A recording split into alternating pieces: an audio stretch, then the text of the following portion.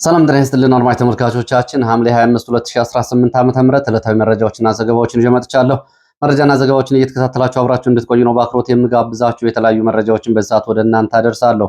በአንዱ ወገን 21 ቀናት ይበቃዋል የተባለውን ዘመቻ እንዲሁም ደግሞ በሌላው ወገን በኩል ደግሞ 45 ቀናት ይበቁታል የተባለውን ዘመቻ በአጠቃላይ የ66 ቀናት በሁለቱም በኩል የተያዘለትን ዘመቻ በተመለከተ ዝርዝር መረጃዎችን አደርሳችኋለሁ። ይህንን ጨምሮ የተለያዩ የግንባር የ24 ሰዓት ዋና ዋና መረጃዎችን እየተከታተላችሁ አብራችሁ እንድትቆዩ ነው በአክብሮት የምጋብዛችሁ።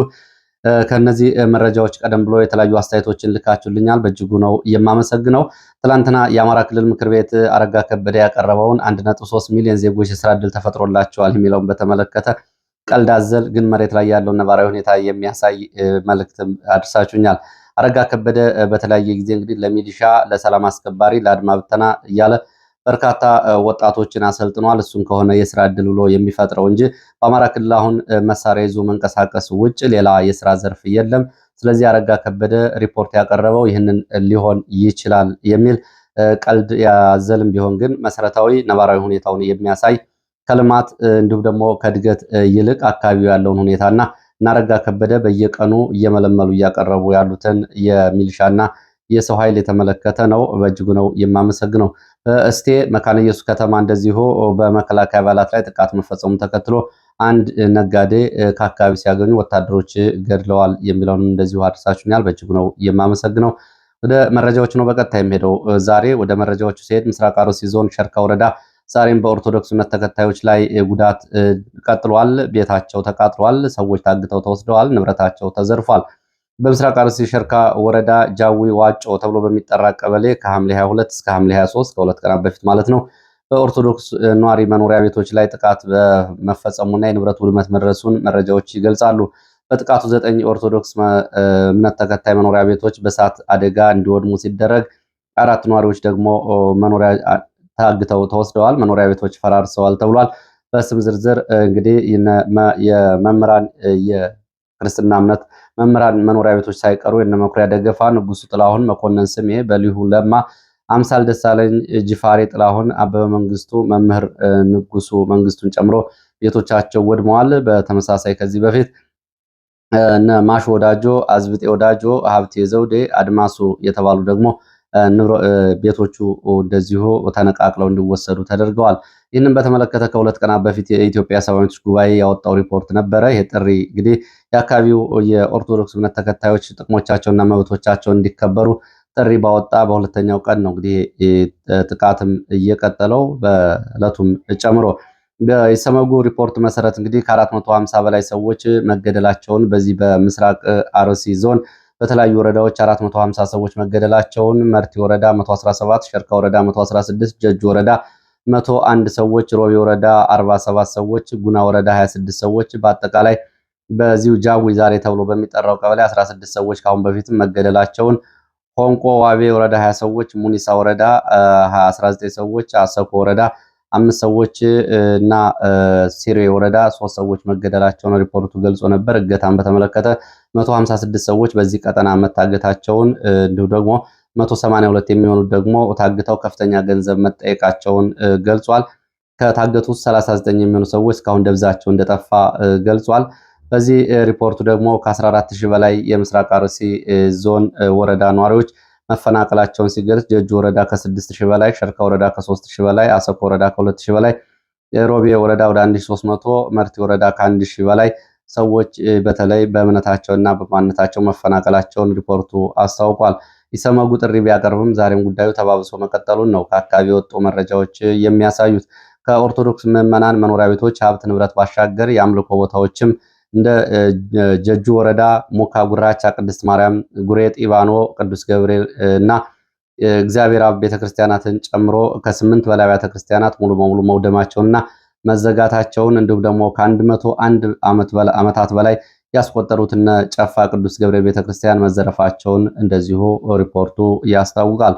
ወደ ወለጋ ቀጠና ስንሄድ በትላንትናው ዕለት በኪረም ወረዳ መሻሹን በከባድ ውጊያ እየተደረገ እንደነበር የሚገልጽ መረጃ መሻሹን አቅርቤላችሁ ነበር። ዛሬስ በ24 ሰዓት በአካባቢ ምን አለ የሚለውን በተመለከተ የወጡ መረጃዎችን ነጥብ በነጥብ ላድርሳችሁ። በምስራቅ ወለጋ ዞን ኪረም ወረዳ እና በዙሪያው ባሉ አካባቢዎች በፋኖና በመንግስት የጸጥታ ኃይሎች እንዲሁም ደግሞ ተደራቢ የሸኔ ታጣቂዎች ያው እነሱ እንግዲህ እንደ መንግስት ሚሊሻ ነው ሊታዩ የሚችሉት። በእነሱ ነው እንግዲህ ውጊያ እየተደረገ ያለው።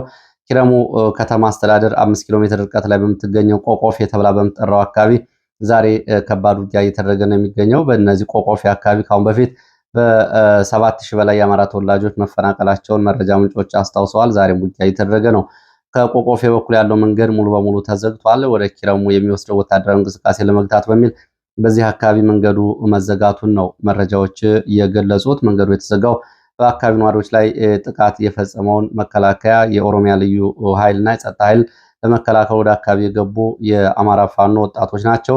እነ ጃልሞሴ ደግሞ በአካባቢው በመከላከያ ትጥቅና ስንቅ መከላከያ ሬንጀር ለብሰው ወደ ኪረም ወረዳ በመግባት ከ200 በላይ የሚሆኑ እስረኞችን በመያዣነት እንዲይዙ ትዕዛዝ ተሰጥቷቸዋል ነው የተባለው። ሴቶች፣ ህጻናት ታስረው በሚገኙበት ኪረሙ እንደ መያዣ ወይም ደግሞ እንደ ከለላ እነ ጃልሞሴ ይህንን እንዲያደርጉ ትዕዛዝ ተሰጥቷል ተብሏል። የታሰሩ ንጹሐን ከፍተኛ ስቃይና እንግልት በፕላስቲክ ማቃጠል፣ በኤሌክትሪክ ስቃይን ጨምሮ በርካታ ግፎች እንደሚፈጸምባቸው መረጃዎች ገልጸዋል። ላለፉት 2 ዓመታት ቀደም ሲል የተወሰኑት ወደ ነቀምት የተወሰዱ ቢሆን የቀሩት ግን በጽኑ ስቃይ ውስጥ ይገኛሉ ብለዋል። በአካባቢው የሚደረገው ውጊያ ዋና ዓላማ እነዚህን በቁጥጥር ስር ያሉ እስረኞችን ለማስለቀቅ እንደሆነም እንደዚሁ መረጃ ምንጮች ገልጸዋል። በኪረሙ ፖሊስ ጣቢያ ታስረው የነበሩ ከ80 እስከ 90 የሚሆኑ ንጹሐን አማራዎች ውጊያ እየበረታ ሲመጣ ተረሽነው በኪረሙ ሁለተኛ ደረጃ ትምህርት ቤት ቅጥር ግቢ በሚገኝ በኤክስካቫተር በተቆፈረ ሽንት ቤት ውስጥ ከ2 ዓመታት በፊት መቀበራቸውና በአፈር መሸፈናቸውንም እንደዚሁ መረጃዎቹ ገልጸዋል። እንዲሁም ደግሞ በዚሁ ቀጠና እነዚህን ዛሬ የነጃል ሞሴ ታጣቂ ኃይል የተረከባቸውን እስረኞች በአካባቢው ከባድ ግጭትና እንዲሁም ደግሞ ሌላ ቀውስ ቢነሳ የመያዣ አድርገው ሊያጠቋቸው ይችላሉ የሚል ስጋት እንዳለ ተገልጿል። ጃልሞስ የተባለው አዛዥ እስር ቤቱና ዙሪያውን ሊጠብቅ የተደረገ ሲሆን ይህም ጦርነቱ እየከበደ ከመጣ በውስጥ ባሉት ንጹሐን ላይ ጭፍጨፋ ወይም ደግሞ በአካባቢ ማህበረሰብ መካከል የበቀል እርምጃ በመውሰድ ከፍተኛ ግጭት ለመፍጠር የታለመ እንደሆነ ተገልጿል። በአካባቢ ባለው በለእግዚአብሔር ቤተክርስቲያን እንዲሁም በወቃ መውጫ ጨምሮ በተለያዩ አቅጣጫዎች ዛሬ ማለዳ የድሮን አሰሳና ቅኝት እየተደረገ ነው። መረጃው እስከተጠናቀረበት ሰዓት ድረስ ግን የድሮን ጥቃት አለመፈጸሙን መረጃዎች ገልጸዋል።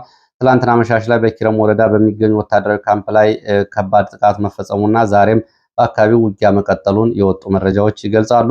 እየተካሄደ ባለው ከፍተኛ ውጊያ በደህንነት ስጋት ምክንያት በርካታ ሰዎች አካባቢዎቻቸውን ለቀው እየወጡ እንደሆነና ከኪረም ወረዳ የአማራ ተወላጆችም የኦሮሞ ተወላጆችም ሁለቱም ሲቪሊያን ለቀው እየወጡ እንደሆነ መረጃ ምንጮቹ ጠቁመዋል። ወደዚሁ ሽመልስ አብዲሳን የተመለከተ መረጃ ላስከትል። ሽመልስ አብዲሳ የኦሮሚያን ክልል በመምራት የረጅም የስልጣን ዘመን ላይ በመቆየት ቀዳሚ እንደሆነ መረጃዎች ጠቁመዋል። የኦሮሚያ ክልል ፕሬዚዳንት ሽመልስ አብዲሳ ክልሉ ከተመሰረተ ጊዜ ጀምሮ በፕሬዚዳንትነት ረጅም በመቆየት ቀዳሚ ሪከርድ ማስመዝገቡን ነው የመረጃው የሚገልጸው። ሽመልስ አብዲሳ በፈረንጆቹ 2019 እስካሁን ድረስ ወይም ደግሞ በኢትዮጵያ አቆጣጠር ከ2011 ጀምሮ ላለፉት 7 ተከታታይ ዓመታት ፕሬዚዳንት ሆኖ እየመራ ይገኛል። በአጎራባች የአማራ ክልል ፕሬዚዳንቶች በዚህ 7 ዓመታት 7 ጊዜ የተቀያየሩ ሲሆን ሽመልስ አብዲሳ ግን በስልጣኑ ላይ ቀጥሏል። በዚህ አጭር ጊዜ ውስጥ የተቀያየሩ ሲሆን በሽመልስ አብዲሳ ግን ይህንን ረጅም ጊዜ በስልጣን ላይ ቆይቷል። ይህም ለአብይ አህመድ ካለው ታማኝነት የተነሳ እንደሆነ መረጃዎቹ ይጠቁማሉ።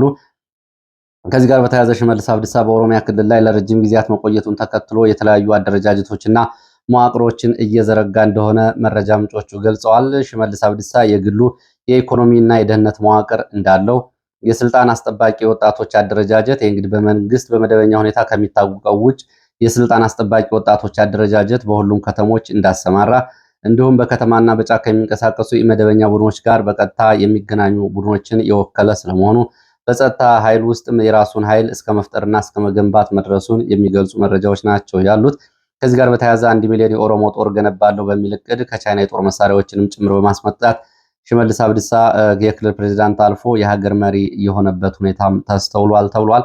በሌላ መረጃ እንደዚሁ በዚህ በደህንነት በኢኮኖሚ በራሱ አደረጃጀት ሽመልስ አብዲሳ ከኦሮሚያ ክልል ፕሬዚዳንትነት የሚነሳ ከሆነ ሌላ ችግር እስከ መፍጠር ድረስ የሚያደርሰው ትልቅ የፖለቲካ እቅድና እንዲሁም ደግሞ ዝግጅት ስለመኖሩ መረጃዎቹ ገልጸዋል። እንግዲህ ሐሰን አሊ 3 ዓመት መርቷል። የኦሮሚያ ክልል ከተቋቋመ ጀምሮ ኩማ ደመቅሳ 6 ዓመታትን ሲመራ ጁነዲን ሳዱ 4 ዓመታትን፣ አባዱላ ገመዳ 5 ዓመታትን፣ አለማየሁ አቶምሳ 3 ዓመት ከ5 ወራትን፣ ሙክታር ከድር 2 ዓመት ከ7 ወር፣ ለማ መገርሳ 2 ዓመታት ከ6 ወራት እንዲሁም ደግሞ ሽመልስ አብዲሳ ከ7 ዓመታት በላይ በመምራት ሪከርዱን ይዟል። እንግዲህ የሽመልስ አብዲሳ የኦሮሚያ ክልል ታሪክ ውስጥ ረጅም በስልጣን ዘመን በመቆየት ረጅሙ መሆኑን ነው መረጃዎቹ የሚገልጹት። ወደ አማራ ክልል የግንባር መረጃዎች ስንመለስ በኤፍራታ ግድም ወረዳ አጣዬ አቅራቢያ በፋኖ እና በአየር ወለድ ኮማንዶ ክፍለ ጦር መካከል ውጊያ መደረጉን የወጡ መረጃዎች ገልጸዋል።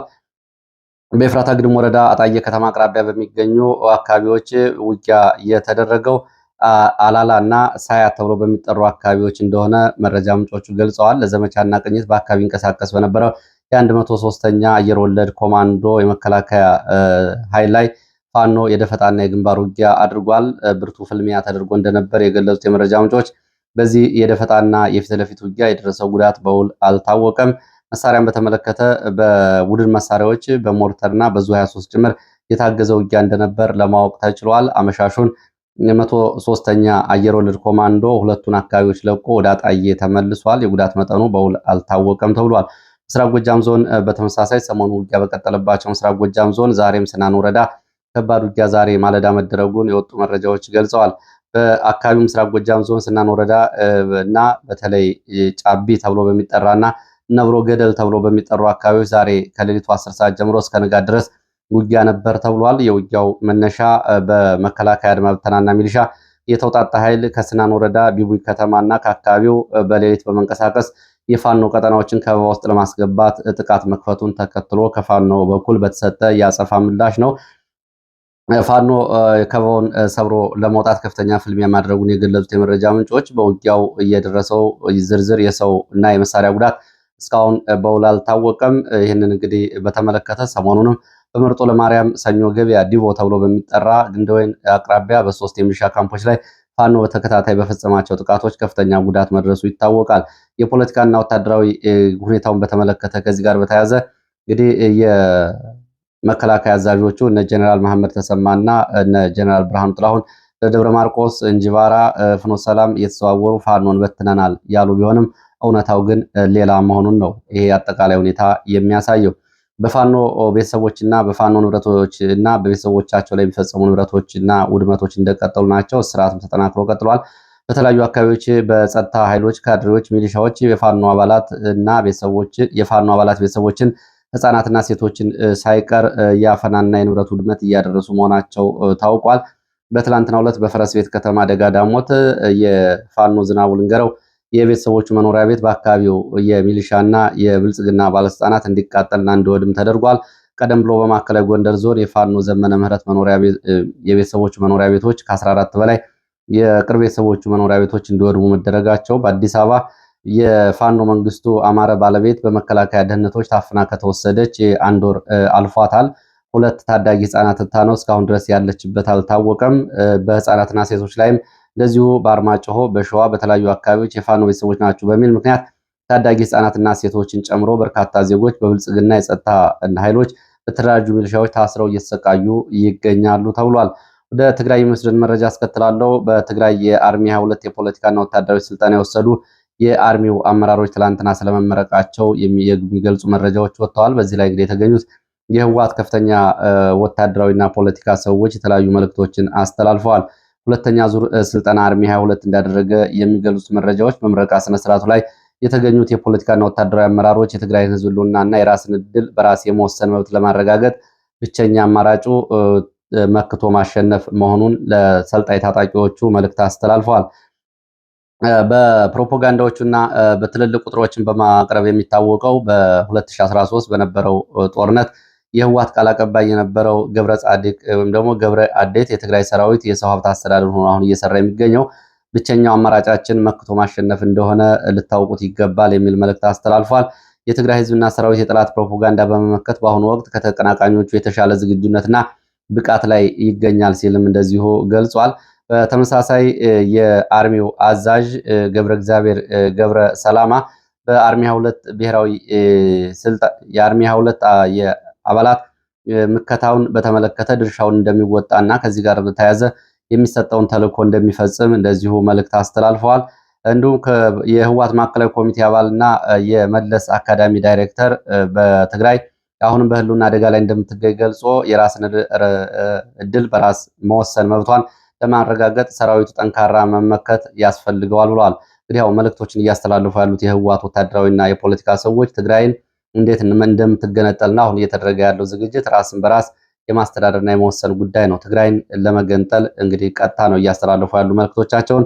እንዲሁም ደግሞ የመቀሌ ከተማ ከንቲባ ረዳይ ፍስሐ እና የመቀሌ ከተማ ሰላምና ጸጥታ ኃላፊ ነው ረዳይ ፍስሐ በትግራይ በኩል ለሰላም ሲባል ሁሉንም አማራጮች ለመጠቀም ጥረት ቢደረግም ተቀባይነት በማጣቱ መክቶ ለማሸነፍ ዝግጅታችን አጠናቀናል ብሏል።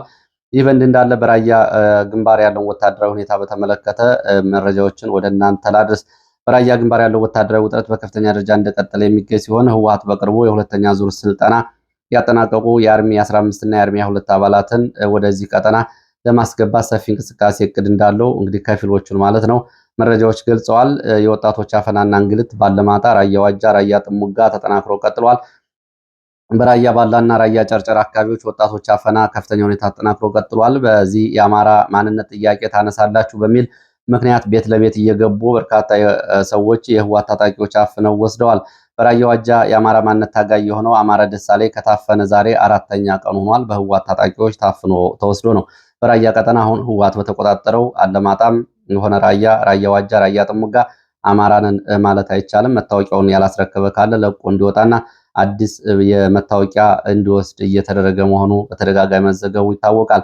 ማሸማቀቅ፣ ድብደባ እንዲሁም ደግሞ ካፈና ጎን ለጎን ደግሞ በተለያዩ አካባቢዎች ድብደባዎችን ጨምሮ በህብረተሰቡ ላይ ከፍተኛ ማሸማቀቆች እየተፈጸሙ እንደሆነ መረጃዎቹ ገልጸዋል። ግንባር ካለው ወታደራዊ አቅርቦትና እንቅስቃሴ ጋር በተያያዘ በራያ እና አፋር አጎራባች አቅጣጫዎች አዳዲስ ወታደራዊ ስምሪቶችና እንቅስቃሴዎች እየተደረጉ መሆናቸው መረጃዎች ገልጸዋል። በራያ ቆቦ ደጋማ አካባቢ ማለትም ከሰሜን ወሎ ደጋማው አካባቢ ሙጃና ግዳን ወደ ጮቢበር ራያ ቆቦ የሚወስዱ የተኩለሽ ቀጠናዎች ሙሉ በሙሉ እንዲዘጉ ትዕዛዝ ስለመሰጠቱ ይህንን ተከትሎ በርካታ የመከላከያ ኃይል ወደ ተኩለሽና አካባቢው ስምሪት ስለመውሰዱና ሰፊ እንቅስቃሴ የተደረገ ስለመሆኑ ትላንትና በዚሁ አካባቢ በአማያ እና በአካባቢው የመድፍ ድብደባ እንደነበር እንዲሁም ደግሞ በራያ አዘቦና ወደ ዞብል አፋር አቅጣጫ ራያ ዋጅራት በሚወስዱ መስመሮች ደግሞ የራያ ሚሊሻዎች በመከላከያ ዩኒፎርም ከነጌታቸው ረዳ የሐራ መሬት ታጣቂዎች ጋር በመሆን በጋራ እንዲሰማሩ ትዕዛዝ ስለመተላለፉ መረጃዎች ገልጸዋል። የዚህ ከዞብል ወደ አፋር እስከ ሐራ፣ ጭፍራ፣ አባላ፣ አዋ፣ ከለዋ ድረስ በአፋርና በራያ ዋጅራት እንዲሁም ደግሞ በሐራ በኩል ያለው እንቅስቃሴ በርካታ የራያ የማንነት ጥያቄ የሚያቀነቅኑ ሰዎችን ስምሪቱ አስቆጥቷል። እንግዲህ ከዚህ ጋር በተያያዘ ከራያ ቆቦ ተፈናቃይ ካምፖች ከራያ አለማጣ ከአለማጣ ከተማና ከራያ ባላ የተመለመሉ ሚሊሻዎች የነጌታቸው ኃይል ሆነው ተላልፈው መሰጠታቸውን ነው የራያ ማንነት አስመላሽ ኮሚቴ አባላት እየኮነኑ የሚገኙት። የራያ የማንነት ጥያቄ የሚያነሱ ወገኖች ይህንን አዲስ ወታደራዊ ስምሪት በከፍተኛ ስጋት እንደሚመለከቱት ለኢትዮ ፎከስ ገልጸው የራያ አለማጣና የራያ ባላ ሚሊሻዎች ለነጌታቸው ረዳ ኃይል እንዲቀላቀሉ መደረጉ በአካባቢው ላይ ያለውን የማንነት ጥያቄና ቀጣይ የፖለቲካ ፍላጎት በውል የሚያሳይ ነው። በማንነት ጥያቄው ላይ ትልቅ ጥቁር አደጋ ይዞ እየመጣ እንደሆነ እንገነዘባለን ብለዋል። ይህን እርምጃ እንግዲህ አካባቢ ሙሉ በኃይል ዘመቻ ወታደራዊ ግዳጅ ስምሪት ለእናቶ ጌታቸው ተላልፎ መሰጠቱ አብይ አህመድ በአዲስ አበባ ከነጌታቸው ጋር ያለውን የፖለቲካ ሚዛን ለማስጠበቅና ለማጠናከር እያደረገ ያለው ነው። ከዚህ ጋር በተያያዘም እንደዚሁ በትግራይ ባለው ወታደራዊ እንቅስቃሴና ፖለቲካ ውጥረት ዙሪያ በሁለቱ ተቃራኒ ትግራይ ካለው ፖለቲካዊ ወታደራዊ እንቅስቃሴ ጋር በፖለቲካ ውጥረት ዙሪያ በሁለቱ ተቃራኒ ቡድኖች በኩል በፍጥነት ውጊያውን ለመጨረስ ያለመ ስትራቴጂካዊ የጦርነት እቅድ መዘጋጀቱን የሚያመላክቱ መረጃዎች ወጥተዋል።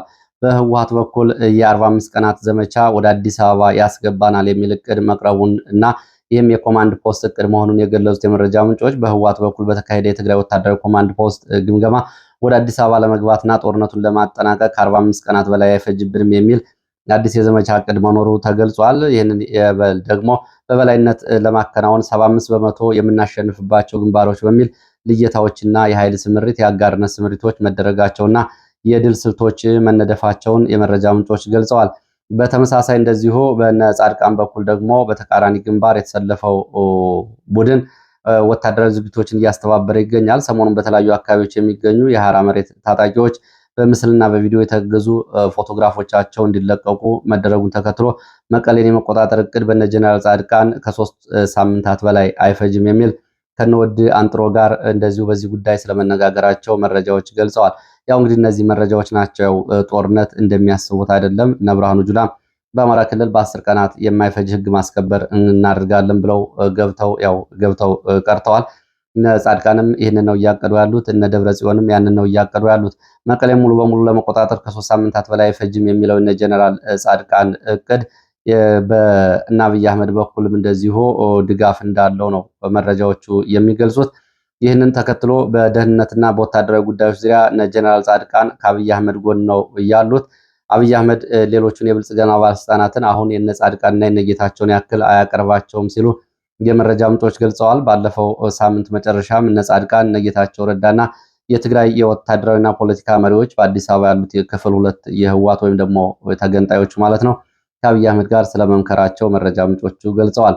ወደ አፍሪካ ቀንድና ኢትዮጵያ ጋር ተዛማጅ የሆኑ መረጃዎች እንዳስከትል የጅቡቲ ሪፐብሊክ በቀይ ባህርና በባብል መንደብ ማዕበል ያለውን የባህር መስመር ደህንነት ለማስጠበቅ በሳውዲ አረቢያ የተመሰረተውን የባህር ኃይል ህብረት ሙሉ በሙሉ እንደሚደግፍ አረጋግጧል። ጅቡቲ ይህንን አጀንዳ ከፈረሙ 14 ሀገራት መካከል አንዷ መሆኗን ኩራት እንደሚሰማት ገልጻ እንደ አቅሟ በቀጠናው ሰላምና መረጋጋትን ለማስፈን እንደምትሰራ ገልጻለች።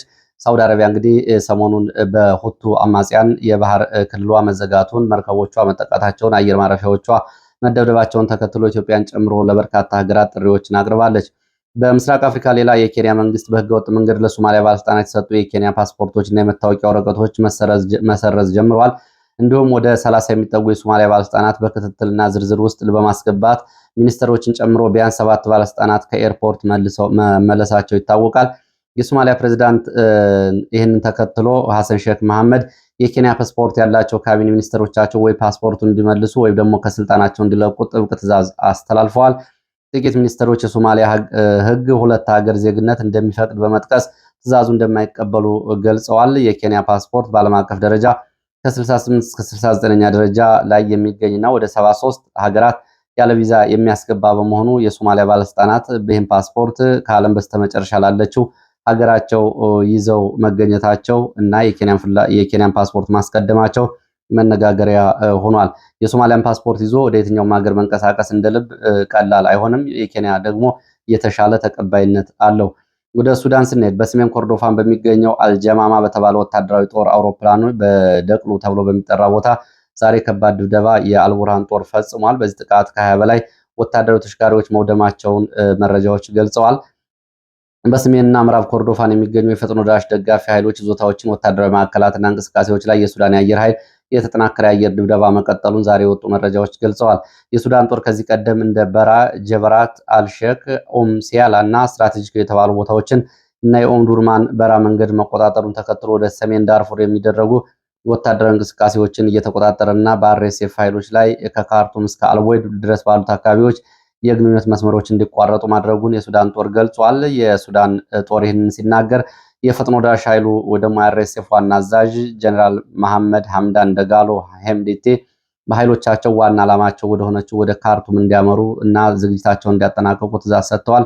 በተጨማሪም በውጭ ሀገራት ቅጥረኞች በኒያላ የተሰጡ ስልጠናዎችና የጎሳ ምልመላዎችም ለዚህ ዘመቻ እንደሚጠቀሙ መረጃዎች ገልጸዋል። ከአርኤስኤፍ ጋር የተሰለፉ አካላት በሁሉም የጦር ግንባሮች ላይ የጦርነቱን አካሄድ የሚቀይስ አዲስ አስደናቂ ወታደራዊ እቅድ እያዘጋጁ መሆናቸውንም የደጋሎ ደጋፊ ሚዲያዎች ገልጸዋል። ፈጥኖ ደራሽ ኃይሉ የውጭ ሀገር ተዋጊዎችን ያካተተ ተጨማሪ ወታደራዊ ኃይል ከናሁድ ምስራቅ በኩል ወደሚገኘው ሳሪፍ አንኩስ አካባቢ ያሰማራ ሲሆን የቆሰሉ ተዋጊዎችን ደግሞ ወደ አልዳኒ እያጓጓዘ እንደሚገኝ ዛሬ መረጃዎች ገልጸዋል። በኮርዶፋን ግንባር ከፍተኛ አዛዥ እልቂት የገጠማቸው የደቡብ ሱዳን ቅጥረኞች ስንቅ በማለቁ በመድከማቸው ምክንያት በአብዬ አወዛጋቢ ድንበር በኩል ወደ ሀገራቸው ለማምለጥ እየሞከሩ እንደሆነና ይህም ለአርኤስኤፍ የደህንነት ክፍሎችም እነዚህ መረጃዎች መድረሳቸውና ለአርኤስኤፍ ከፍተኛ ወታደራዊ ኪሳራ መሆኑ ታውቋል። ሱዳን፣ ሳውዲ አረቢያ፣ ግብጽ፣ ቱርክ፣ ፓኪስታንን ጨምሮ 14 ሀገራት በጋራ በመቀላቀል ላይ የሚገኙት የሳውዲ አረቢያ የቀይ ባህርና በባብኤል መንድብ እና በኤደን ወሽመጥ ላይ የባህር ትራንስፖርት ደህንነት ማስጠበቂያ የሚረዳ የጋራ የባህር ኃይል ጥረት ዛሬ ስብሰባው ተጀምሯል። የሱዳን ወታደራዊ ባለስልጣናት ያሲን አላታ ከ40 በላይ ሀገራት የጦር አዛዦች ጋር በዚህ በሳውዲ አረቢያ ተገኝተዋል። የሱዳን በግብጽ ቀጠና የተመቱትን የሁለት መርከቦች ላይ ጥቃቶችን የኢራን ጥቃቶች እንደሆነ ሱዳን ገልጻ ይህንንም እንደምታወግዝና የግብጽ ሉዓላዊነት መደፈሩ እንደሚያስከፋት ገልጻለች።